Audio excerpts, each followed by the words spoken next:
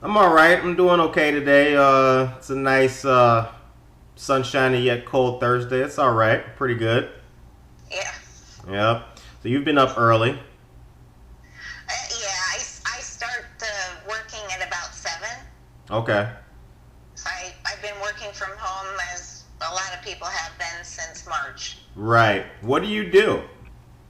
I work for a company that makes UV curable coatings for fiber optics. I'm a Okay. product manager.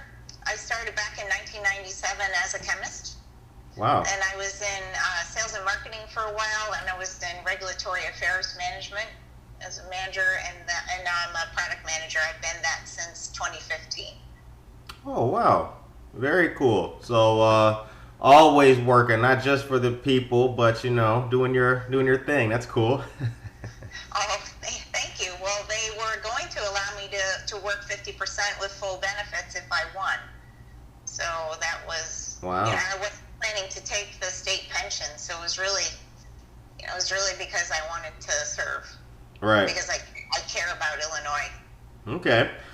So here's what we're gonna do. We are going to allow me to grab my trusty pen here. So what we'll do is we will talk and take the interview how we do it normally. I get to know you as you are, who you are as an individual. Hopefully someday we can sit down at one of our locations and do a face-to-face interview. But what we'll do today is we'll learn about you, yourself, and then we will just talk about the race a little bit, what it was like for you, getting out there, meeting the folks and everything during pandemic season. Okay. So first off, who are you and where you're from? I'm from Jeanette. I am Jeanette Ward. I live Is in that a North town, Chicago, Jeanette? unincorporated, at North Avenue 59, right across from St. Andrew's Golf Course. Okay. Up here. I ran for State Senate District 25, as probably your viewers know. Yep. And that starts up at Elgin, South Elgin. It's got 3 precincts up there, goes all the way south to Yorkville. The eastern border is roughly Route 59 with some gerrymandered enclaves in there. Right. And then out to some cornfields past Route 47. Okay. Very cool. And growing up, what impact did your dad have on your life? Well, I grew up in rural Pennsylvania, so northeast PA, where every kid had the first day of deer season off of school. And Wow. my dad worked construction. My mom and dad wanted one of them to stay home with us, and so my mom was the stay-at-home dad, and a stay-at-home mom rather, and my dad was the provider. He worked construction, so he was laid off in the wintertime. And in order to put food on the table for us, he would hunt deer. The game warden knew who he was and what he was doing, and so just let him do that. So Right. my dad was a good provider for my family, and for our family growing up, I had 2 brothers, and I still have a good relationship with my dad. A shout out to my dad because he's a Vietnam veteran, and it was Veterans Day yesterday, and I'm very thankful for his service and for the service of both my grandfathers who fought in World War II. And my dad was a Marine in Vietnam, and he enlisted, and I'm proud of him. Congratulations. Yeah, happy Veterans Day to your dad. Wow. And you had 2 grandparents in World War II. Correct. Tell us One about was them. in Okinawa, and I believe the other one was in Germany. Wow. I actually have a relic from that. I have my great great grandfather, so World War I, Ithaca featherweight shotgun. Really? Kind of fun. Huh. Isn't worth anything because my dad kind of modified it and stuff like that, but it's kind of fun to have that sentimental thing. Yeah, it's a good keepsake, good heirloom. It's got its value definitely for the family. So you grew up in PA. Yep, Northeast PA, rural Northeast PA. In the Poconos, it's called. Okay, why is it called that? I do not know how they came up with that name, but the Pocono Mountains. That's the area. Oh, okay. So what brought you? How did you go from PA to Illinois? Well, Ah. ended up in the center. So I got my bachelor's of science degree in environmental resource management from Penn State. And then I was applying to grad school. I applied in a bunch of areas, and one of them was Reno, Nevada. And so I have my master's of science in environmental chemistry from the University of Nevada, Reno, where I spent 2.5 years. While I was there, by the way, I got to know Sharon Engel. I don't know if you remember her, but she ran against Harry Reid in 2010, Senate Majority Leader Harry Reid for U.S. Senate. Wow. Anyway, she and I became very good friends while I was there, and we still talk often. And by the way, she is heavily involved in the effort in Nevada to get rid of fraud, I'll put it that way. Okay. Voter fraud. Anyway, so as I was finishing my Master's of Science degree in Nevada, there came a job open here at DSM Desotech was the name of the company at the time. Okay. And I interviewed there, and they made me an excellent offer, and so I came here. So I started out in Northeast PA, went all the way west to Reno, Nevada, and then I came back to essentially the middle of the United States, and I've been in the Chicago area ever since then, which was about 1997. Okay. So for anybody who doesn't know, what's the biggest difference, first of all, between PA and Nevada? Well, so Northeast PA it's kind of got maybe a bit of a redneck culture, I would say. Okay. So, like I mentioned, everyone's got the kids have the first day of deer season off. I hunted from the time I was 12 till I was 16, and it's kind of old coal mines there. Right. So that culture is kind of some of the people, I was born in Northeast PA, I'll die here. That's the kind of thing. Right. When you go out west, people there usually haven't been there their whole life. So it's a bit of it has a newer feel. Right. Just a newer culture. People are kind of very into freedom, and into, doing whatever they feel called or inspired to do. Right. And it's not so much stuck in a particular culture. I love the culture of the West. Okay. I loved Reno, Nevada. Really? All right. Yeah. Loved it. It's the West has its own culture, which is probably why for American history for so long, traveling west was always seen as the new thing, the hip thing. Right. Let's do that. The land of opportunities. In America, it was known as the land of opportunity. Is that a fair statement? Yeah, yes, I would say so. The culture's a lot freer. People are not kind of stuck in the mud as much as, the Midwest has got its own culture. It does. You get that. It's different than Northeast PA, but it's also very different than the West. Are there no similarities between the Midwest and Northeast PA? Yes, I would say the Midwest is more similar to Northeast PA.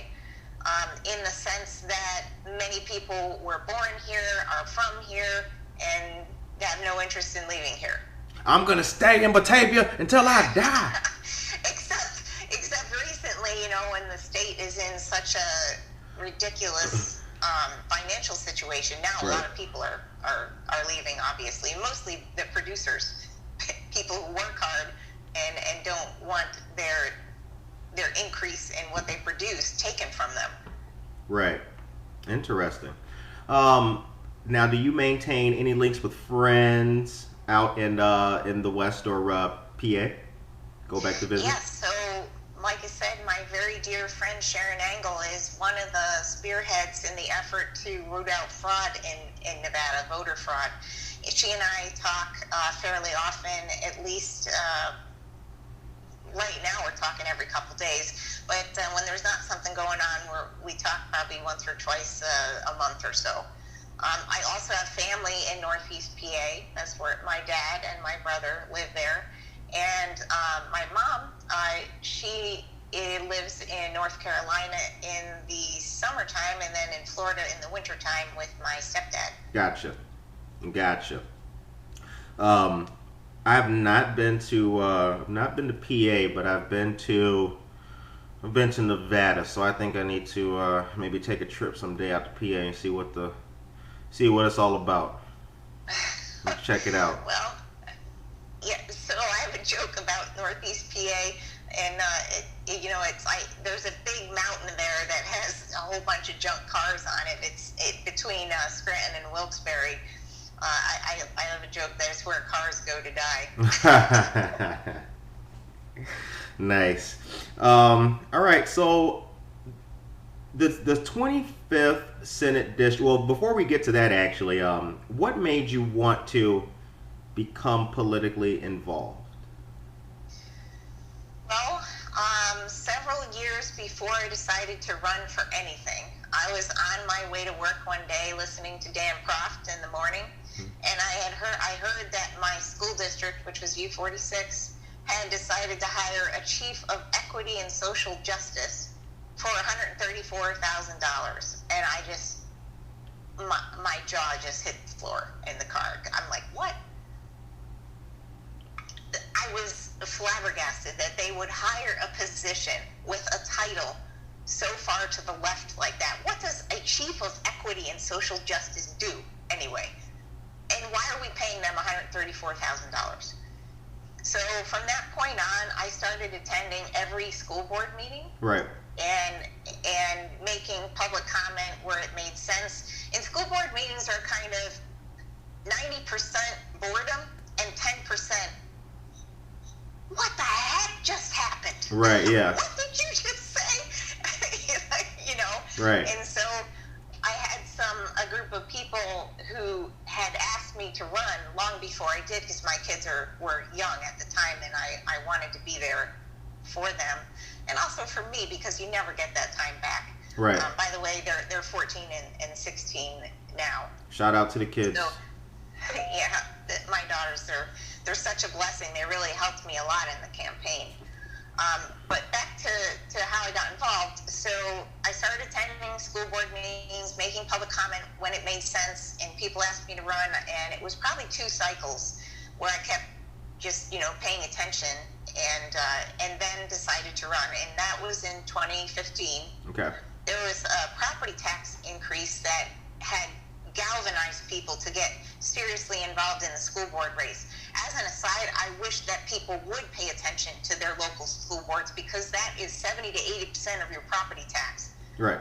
If you're upset with your property taxes increasing, start paying attention to your school board. Anyway, so I ran in 2015. There was a property tax increase that caused a lot of people to be engaged. We ran 4 conservative candidates, and 3 made it on the board. So we nearly flipped it. Okay. So one of those positions was a 2-year position. The other 2, mine and another fellow, they were 4-year positions. So 2 years from then, the conservative, his name was Cody Holt. And by the way, he's still very involved in politics. He's a great guy. Shout out to Cody Holt. Shout out Cody Holt. Okay. All right. You can shout. Feel free to shout out. By the way, go ahead, just do your thing. Anyway, he lost his bid for re-election. He later became the chairman of the Kane County Young Republicans, and now he's heavily involved in Kane County Republican Party politics. So he lost his bid for re-election in 2017. And then I and a team of 3 others that I had asked to run for school board, we lost our re-election bid in 2019. Okay. So that was April of 2019. Then I noticed that this position for Senate District 25 became available, and so I decided to run for that. It went by 9 points for Republican Jim Oberweis. Right. In 2016, so it certainly looked like a winnable district. And so fast forward, and I lost the election last week. By how many votes? Well, that's funny you should ask. So on election night, it was 18 votes. Right. The next day, it was 1,100 votes. The day after that, it was 1,400 and change. The day after that, it was 1,600 and change. And it keeps changing day by day. Interesting to say the least. What would be the main reason for the increase in the vote total day by day as we've been seeing? I've been told it's because of the counting of mail-in ballots coming after. That is correct. Yeah. So ballots that are postmarked on election day or earlier have Right. until the 17th, so 2 weeks from election night, to be counted. Right. Okay. So presumably some of those ballots are still coming in, still being counted. Which means that your total or the margin could narrow and your total could go up. Correct. But you might know that most Republicans like to vote on election day. Right. Generally. Right. Or vote early. The margin isn't changing in a good direction for me. Right. So I did concede on a Thursday of last week. I noticed that. Yeah. So in your personal opinion, nationwide, what would you say or identify as an issue in the voting system? Well, I think there are several issues. The fact that this postmark thing, that's been in the national news. Yeah. Postal workers post-dating things, marking ballots. That whole system is ripe for fraud to take place, right? So that's one issue. The fact that you don't have to give an ID, right? We have to give an ID for every other thing we do in life. Just drive a car, buy a house. Right. How is it that you need an ID to go to school? Right. Elementary school, middle school, high school, you need an ID. How is it that we don't require an ID to vote? Right. Yeah, I mean, every time I go get my little Cabernet from Benny's, they're always asking me for my ID. Right. PragerU did a really, I think it was Prager University, did a great video they interviewed a group of white folks. Hey, what do you think about voter ID laws? And these are white liberals, and they all said, oh, it's racist to require an ID. And so then they kind of went into, I guess it's called the hood, or for lack of a better word, and interviewed a bunch of black folks. And they asked them, do you have an ID? Well, yes, I have an ID. Is it hard to get an ID? No, the DMV's right over there. It's not hard to get an ID. Right. And they asked them, so what do you think when people say that black folks have a hard time getting an ID? And they said, well, I say that's kind of racist. Right. I think it is. So, and this is going to be purely speculation, but I do need an opinion from you on this. So, what happened to make the showing of an ID or having of an identification in the voting process such a tenuous issue? What happened with that? How'd that become a thing? And you may not know. I think that there's one party who has put policies in place that allow for the increase in fraud. There's one party that has done that. Now, why would that one party do that? I think they may have a personal interest, right, in making sure that as many of those folks get to vote, whether they're legal or not legal. Right. One of the things that I've always kind of kept my eye on in regards to candidates and what they stand for and things like that is transparency and fairness. Would you say so? Besides the ID issue that we were talking about, would you say that in our county, would you say that we do have equality and fairness in the access of voting? Oh, absolutely. Yeah, I can't imagine anyone claiming that they don't have access to be able to vote. I've heard it before. Really? Yep. Heard it before. That's what, this is my first time talking to you, and I've not had a lot of experience talking to politicians. I've always been I'm just a blue collar dude. So I'll listen to what people say, and then I'll do a little research and see if it cuts the mustard. And hearing people say that, but not having anything to push back on, that's why I thought I'd ask you about it, because I had no issues. I didn't have any issues voting. I thought it was a pretty easy process. Everywhere is trying to get you to register to vote. Facebook, Twitter, and it's an ad if you go search on the internet. Register to vote. I don't understand how people can claim that it's hard to register to vote. You can vote, register and vote on the same day. Right. I mean, come on. Right. What's your current assessment of the of national politics? Where's the country at right now? Well, I'm concerned for our country. I love America as I know you do, and thank you, by the way, for having me on your show and for your patience with my can't make it because I didn't know I had to come in. It was very kind of you to allow me to join by Zoom. Small potatoes. I love America, and I'm worried that we are very divided. And I'm worried that the press as a whole is aligned with one party. It is not interested in truth-telling anymore. It is interested in pushing an agenda, instead of telling the truth. And when that happens, I'm concerned that if President Trump is successful in his challenge, which he may be, there's a lot of fraud, evidence of fraud out there. Then what happens when the mainstream media has already declared a winner? What happens if President Trump is successful in challenging and he wins the electoral votes? I'm worried about what happens in our country.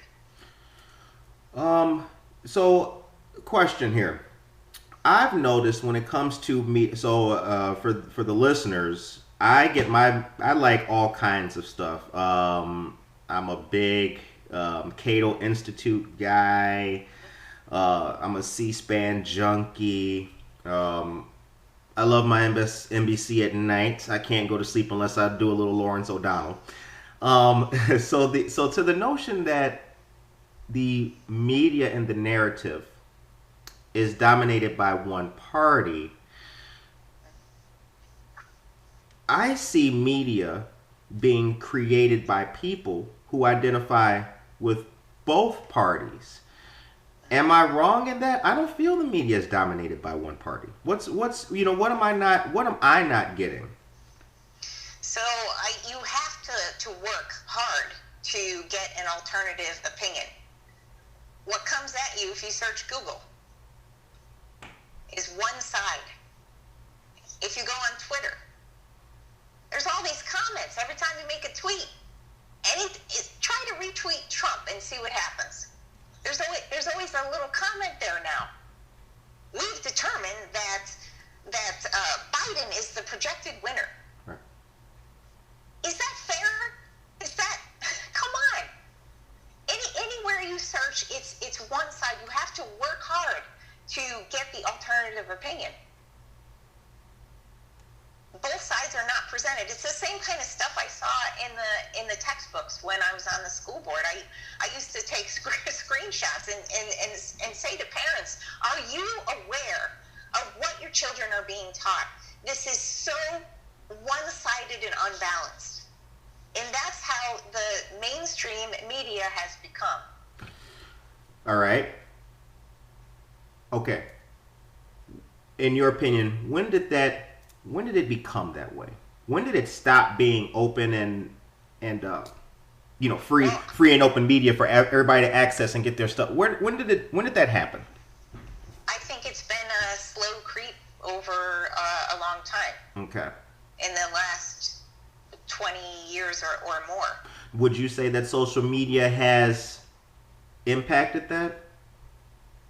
Well, the internet and social media have allowed for alternative sources more, which is great, and that's why the left seems intent on trying to control that. Now, your search engine is Google. Often by default, you have to work to go find another search engine that actually gives you results that are responsive to the query you made. Interesting. You've got, you know what? This is quite a conversation here. Well, these are the kind of things that I talk about with my friends and my colleagues all day long. Because, you know, I do believe that I believe in independent media. First of all, you know, I believe that I believe there should be no big brother filtering what somebody can say, when they can say it, what they should say, what tenor of level they should talk about it. Totally agree. Yeah, I try to just conduct a fair, balanced, basic podcast with a positive message. So, you know, the questions that I'm asking right now, they're not because I don't believe it. I'm just really looking to see, like, where am I wrong in my perception of some of these media companies, or, you know, is there anything that I'm missing? What's your outlets? Where do you get your news from? So I've started listening to War Room, warroom.org. Okay. You know, because the normal media just comes. It's on the radio. It's on the TV. You know, I don't have to go looking for it. There it is. Right. So you have to look for the alternative sources. So War Room, warroom.org, which is also now America's Voice, I guess. Like from my Twitter feed, from friends, from Facebook, from my own searches, Newsmax, Okay. Epic Times. Okay. In addition to what I just get by listening. I don't hear Good Morning Aurora in there. What's going on? You don't get your news from? We're gonna get there. We'll get there. Well, the interesting thing about, or maybe the good thing about those sources I just mentioned, is they tend to present both sides out of necessity. Right. Because they say, here's what these guys say, here's what the truth is. Right. You know? Yeah, exactly. So the concern that we both have for the country in regards to the division and perhaps the lack of civility, I personally don't believe that that's something that can be fixed by an election. Would you agree? Fully agree. It exists and is playing out. The election just adds to it.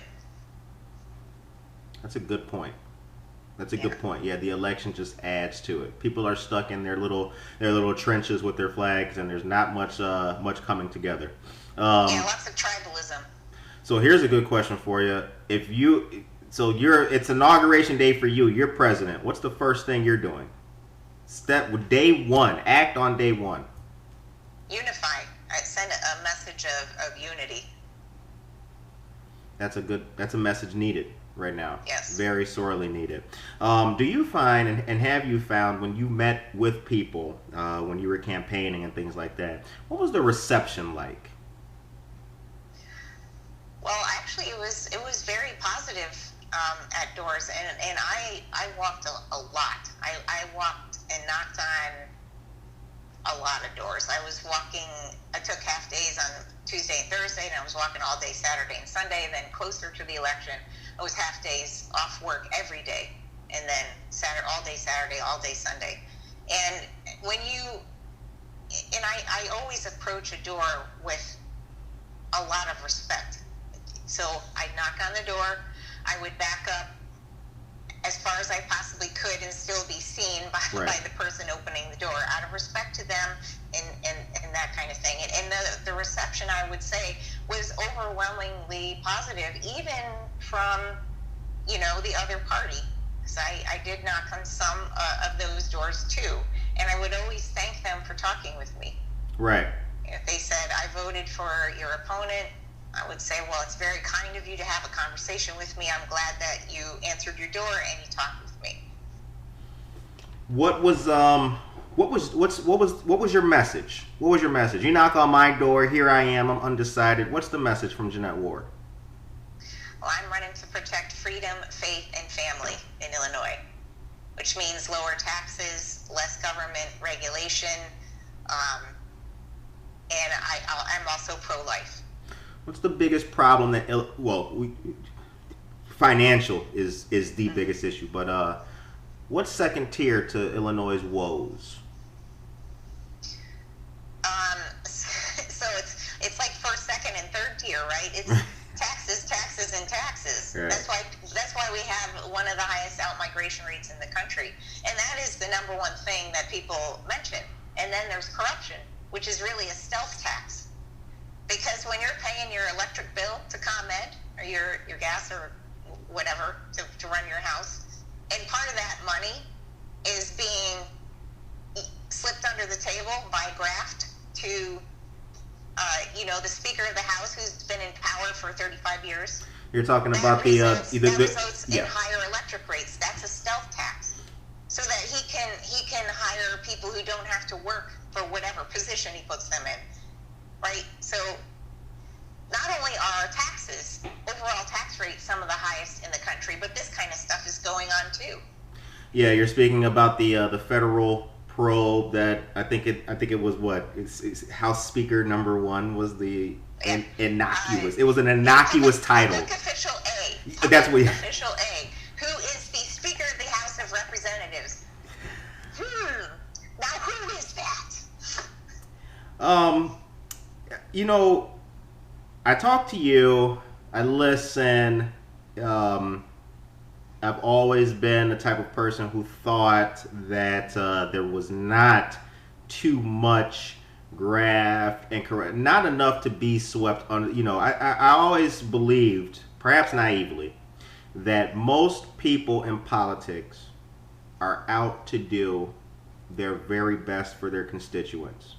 May look haphazard. Maybe they think that people need green mushrooms in their lawn and they actually don't.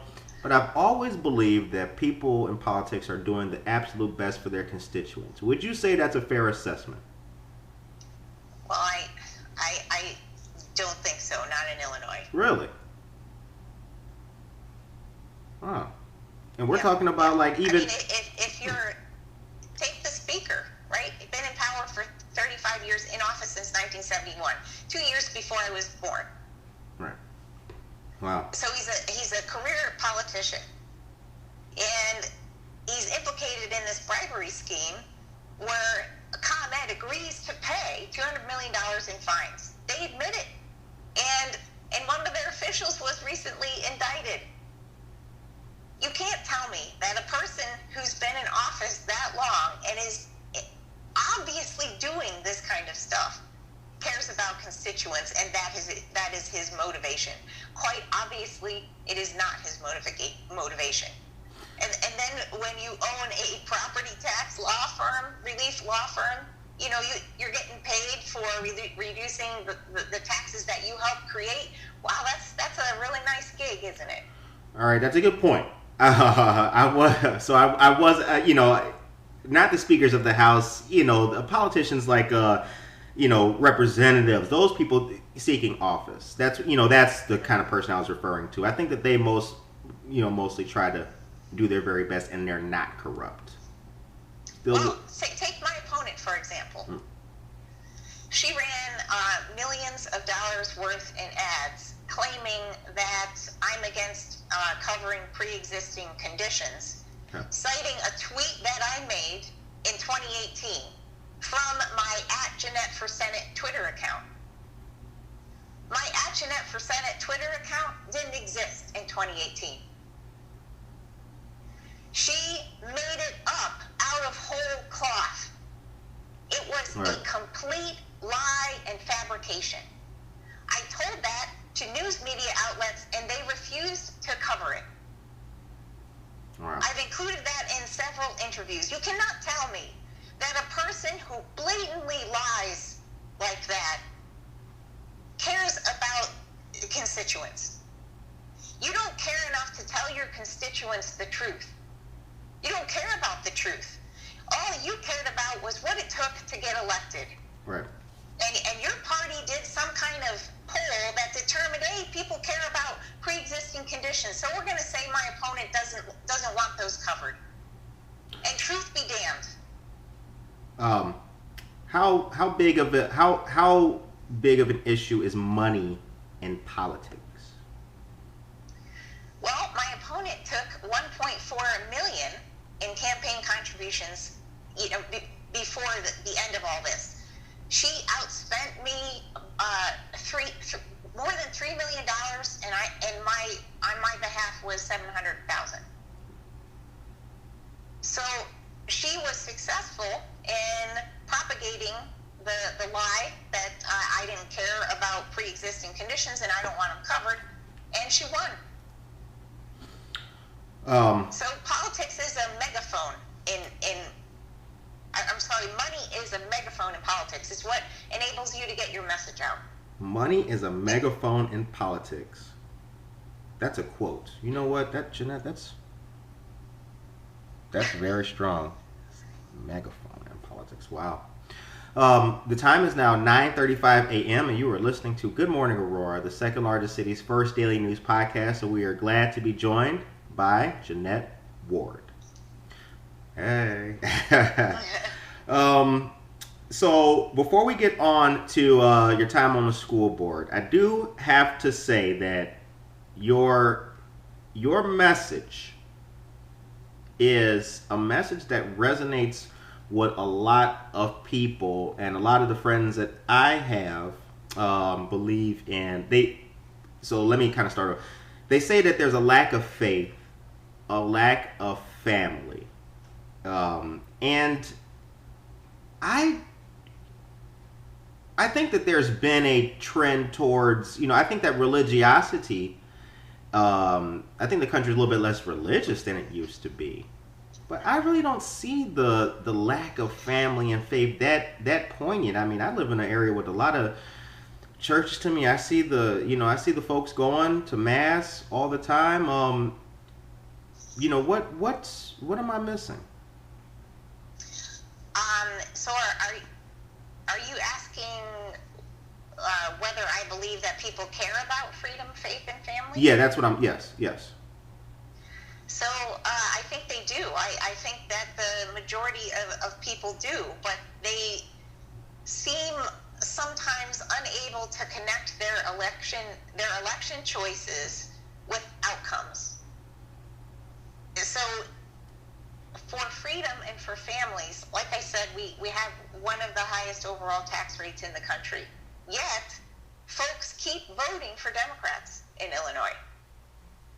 What's wrong with Democrats? I'm a Democrat. What's wrong with Who keep increasing your taxes? Oh, this is great. I don't understand. Oh, yeah. There's a disconnect. A does not equal B. Right. So Illinoisans profoundly defeated the progressive tax amendment proposal. That's fantastic. Right. Right? But you kept voting for people who put that on the ballot, who supported that initiative. So you don't want your taxes increased, but you keep voting for the people who increase your taxes. That doesn't make any sense. Right. Are there any other places in the country that have seen the kind of exodus from their states like Illinois has? Well, it's the other blue states, right? It's the same thing. Those, like New York, those folks put in a high tax policies. People aren't going to stay there. Fortunately, we aren't required to live in a place. We have freedom, at least so far, with respect to that you can get up and leave. And that's what's happening. I look at downstate Illinois. I look at central Illinois. There's so much rural area out there, and it looks like they suffer from a lack of development. Have you been to central and southern Illinois? I've been to Springfield, and I've driven through southern Illinois, on the way to North Carolina to visit my folks. Mm-hmm. What'd you think when you were out there? Well, it's a beautiful country. Lots of farms and cornfields and windmills. on Route 65, right? Good old windmills. I believe that maybe instead of leaving the state, folks should double down their efforts and develop the rural parts of the state, make it more, make it more accessible to green energy initiatives and things like that, and those kind of things that would create lasting, sustainable jobs to take us into the future. Is that a naive notion? Well, for me personally, what would be a deciding factor in where I could move or develop or go to is for me to find a job, right? Right. So there's not a lot of jobs in the chemical industry available for me in Southern Illinois. Right. And so that, I assume that's also true for other folks. Unless we're all going to start working remotely, which, by the way, that is a changing. It may allow anybody to work from anywhere. Right. It's becoming that way. So now maybe you can farm on the side. Farm from your computer, like. I'm growing crops, Ma. Just right click. Farmers work very, very hard, and that's no disrespect to farmers, because I don't think you can farm part time. That's very true. It was, to the farmers out there, we respect you. Yeah. That was just a little jokey joke. I know that you can't do that part time. So. How has COVID-19 affected your life and what you do? Well, I'll tell you, it's breaking my heart to see my kids in front of their computers all day, crying in frustration at least once, twice, maybe 3 times a week, because they're trying to learn math, and it's the mode or the way of turning in their answers instead of the actual math itself that is making them so frustrated. They understand the concept, but they're stuck on, well, I can't get this calculus symbol to appear on my computer in the right way to turn it in. Right. Or I can't turn in my test because all of a sudden my internet connection is unstable. Or why can't I see my friends? Right. I've never seen anything like this where people are so willing to give up their freedom. There have to be other parents of different political persuasions whose heart breaks for their kids stuck at home, no sports. I mean, my kids fortunately were able to do golf and cross country. Those sports were allowed. Thank you, Governor Pritzker. But the football, the rest of the sports, this is unconscionable what we're doing to a generation of children. But people... This is going to affect them for the rest of their lives. This is so dysfunctional. You say people willing to give up their freedom. They're not willing. There's a health epidemic going on, right? Well, the survival rate is 99.9%. Is that an epidemic? A few months ago, the CDC said it didn't even rise to the level of epidemic, let alone pandemic. To your point about those moments, especially in developing with kids, school, friends, the experience. I'm having a hard time in school. My teacher comes here to help me out. You are right. There is no replacing that.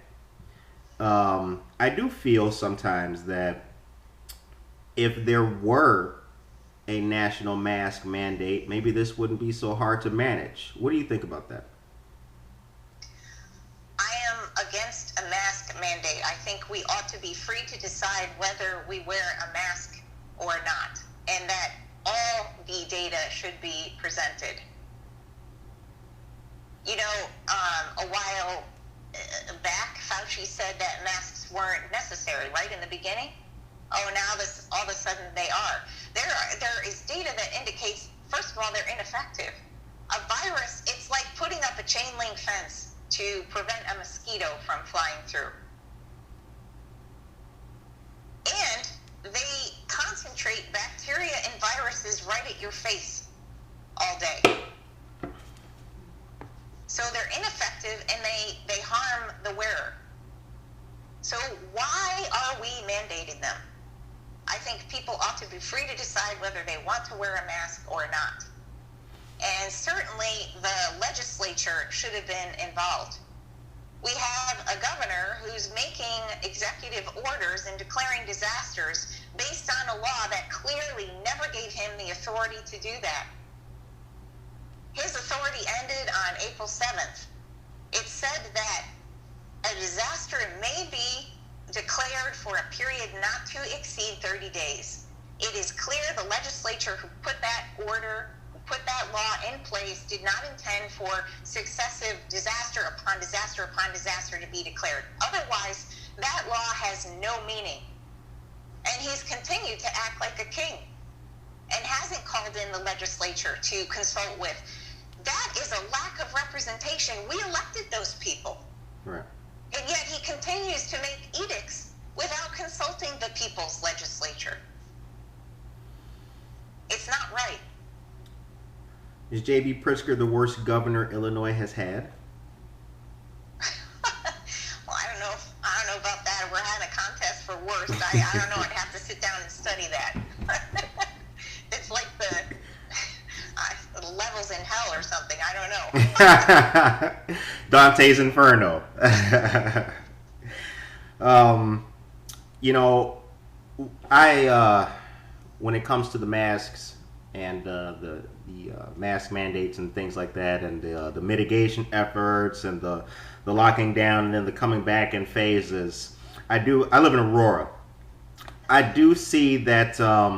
I feel that my local government has handled things efficiently. Our cases are on the rise now in Kane, DuPage, and Will counties, I believe. But I do believe that they handled things at the beginning of the pandemic. I lost my job, the business I had. We had to close and board up, unfortunately, not to reopen. I'm sorry to hear that. Yeah, not to reopen. We got no assistance in whatsoever from any of the PPP programs or whatever. But I do feel that things were handled in a way as efficiently as possible. Is there any good that you see from the levels of government during this pandemic time that you can say that, you know what, those were some pretty good moves made? And it's not it's not an endorsement of policies or anything like that. Just kudos it anyway. So I think we have data that indicates the virus follows a path, regardless if you shut down, put masks on or not. Look at Sweden, right? So I think that the cure. Sweden has half the population. That we've been doing is worse than the disease. The Swedes have half the population. Destroying people's livelihoods. Okay. But the Swedes have half our population. Mm-hmm. And how are we supposed to develop herd immunity if we're not out with each other? I think we need to protect the vulnerable population for sure. But when the rest of us are losing our jobs and our restaurants and our kids are stuck at home in a very dysfunctional way of delivering education, this is bad for society. The cure is worse than the disease. Suicides have increased. Nobody talks about that. My husband's very good friend from college, his wife just committed suicide. And I've heard that story again and again. This is very destructive for society. And remember when the goal was flatten the curve. We're going to flatten the curve. I remember. I remember that hashtag. I do. We flattened the curve months ago, but they keep moving the goalposts. Now we can't open until there's a vaccine for a virus that has a 99.9% survival rate. That's crazy. So here's the thing: we've had that, but then we also heard our president tell Bob Woodward that it's worse than the flu. How can there be two conflicting narratives from the person in charge? I think that was the information he had at the time. if that's the information he had at the time, why could it be route to nail Fauci for his statement in February and not having that change as well? Well, unfortunately, this whole thing is not. It's not only involved in what's doing best for society, what's doing best for constituents. It is a political football. So political figures have made political calculations and decided what they're going to do based on how is this also, because if you're not in power, you don't get to make any decisions, right? Losers don't legislate. Well, hey, there you well said. To the victor go the spoils, right? Yes. What's the other one? History is written by the winners, they say. I think that was the other statement. Interesting. So I want to ask you about the school board. I read an article. I'd like to ask you about it. In 2017, you opposed expanding dual language. Why? Because I believe that it hamstrings immigrants coming to this country, because how it was being implemented, and I had multiple stories of this in U46, is that instruction was 100% in Spanish. And it wasn't about dual language. It was about keeping people dependent on the language of origin of their country. And that is not fair to those people. For them to be fully functioning members of our society, they need to learn English well. I want them to succeed. I want their children to succeed. And I didn't think, based on what I heard from various teachers who are afraid to say this publicly, on how it was actually being done. There's the theory, and then there's the actuality. Right. Interesting. That's why.